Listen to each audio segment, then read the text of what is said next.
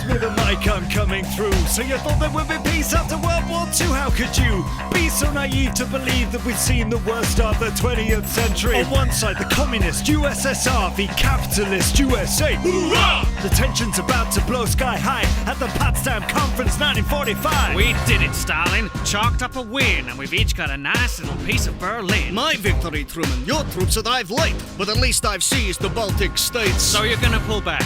Time to take stock? What? Are you jealous of my Eastern Bloc?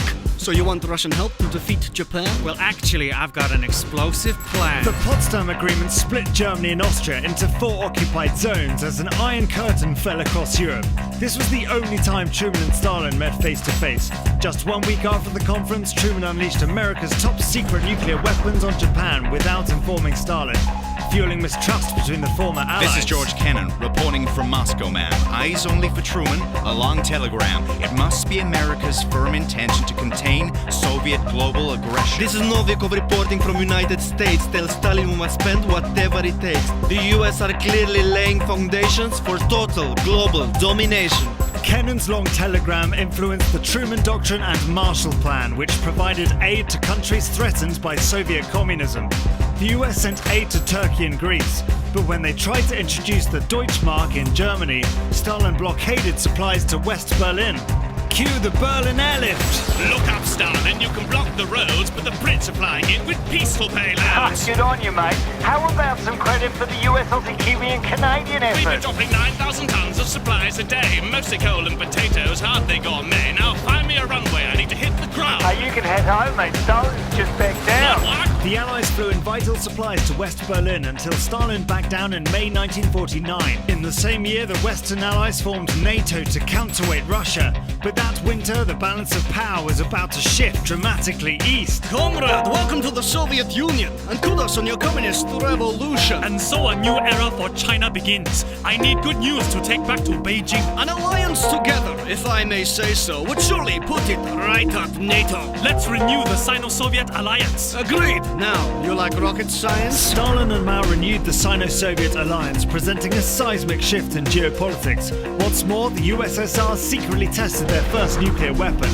Both superpowers began spreading their influence abroad, backing a complex web of competing governments and rebel groups until tensions crystallized on the Korean peninsula. Okay, boys, it's good to see you. The commies are backing North Korea, so we'll be supporting our troops on the ground. Getting up close to the speed of sound. All right, now remember, it's a UN mission. We're part of a Western coalition protecting the South. You got that, Briggs? Yes, sir. Time to bag me a mig. The Korean War hit a stalemate until an armistice began in 1953.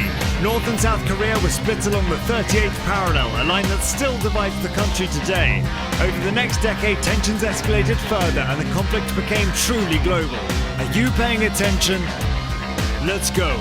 Stalin died and Truman lost power. In come Khrushchev and Eisenhower. The Warsaw Pact binds the Eastern Bloc, but the Russian and Chinese bond is rocked. In '56, the Hungarian uprising is smashed by the Russians. The world's realizing that these superpowers crush those who oppose. As the CIA ruthlessly hunts in the shadows, the space race makes for a dazzling sideshow. As Khrushchev cranks up the pressure from Moscow in the Berlin crisis, you've probably guessed, they put up a wall to split East and West. And just before you begin to relax, an island off Florida has just unpacked a lethal arsenal of Soviet nukes. The world's hottest breath, and I'm gonna puke. My fellow Americans, there's a Soviet move out to put a boatload of nukes on the island of Cuba. It would appear that Moscow has fed us lies, and I will not stand idly by. Now I know what you're thinking, last year wasn't great.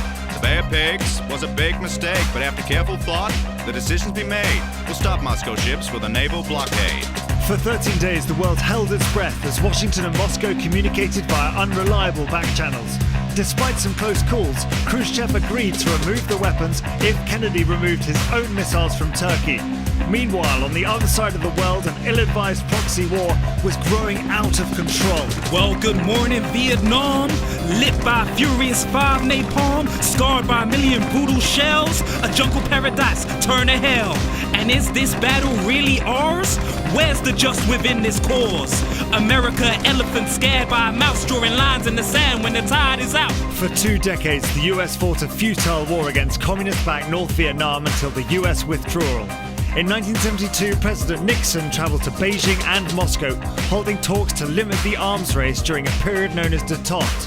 However, in 1979, Cold War tensions would ratchet up once more. Sir, we just got word from Afghanistan, a communist coup! Sounds like a Soviet plan. Yes, sir!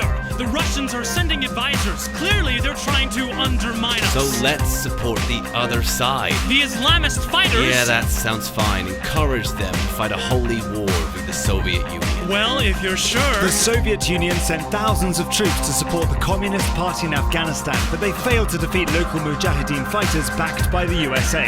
In 1987, Gorbachev and Reagan signed a treaty to limit nuclear weapons as the Soviet economy began to fail. And in 1989, the eyes of the world turned to Berlin. We're sick of silence. We will not rest. Berlin has won, not east and west. If there's one thing of which I'm certain, it's time to end this iron curtain. We must destroy this brutal vision, this ugly symbol of division.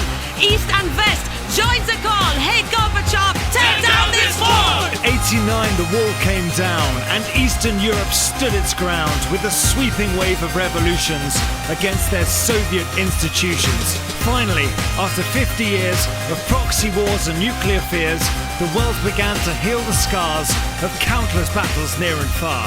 And present day, fast forward the clock, we're still living with the aftershock.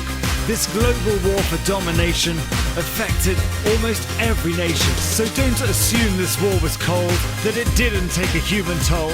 For the millions who died for their nation states, let us learn from their fate.